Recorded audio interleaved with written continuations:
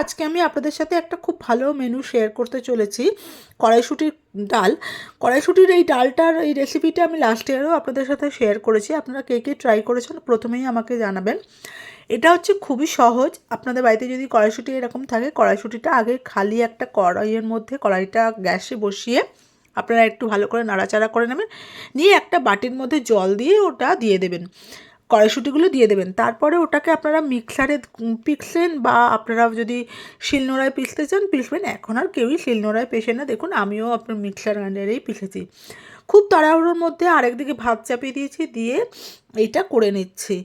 আর বাড়িতে অনেকগুলো ছিল কড়াইশুঁটি। এবারে ডালটা সাদলানোর সময় আপনাদের যা ইচ্ছা হয় সেরকমই দেবেন। আমি হিং দিয়েছি, ঘি দিয়েছি, আর সাদা জিরে ফোড়ন দিয়েছি শুকনো লঙ্কা দিয়ে। ঠিক আছে, আজকের জন্য এতটুকুই। পরের ভিডিওর জন্য অপেক্ষা থাকুন। পরের ভিডিওতে আবার দেখা হচ্ছে। Good night.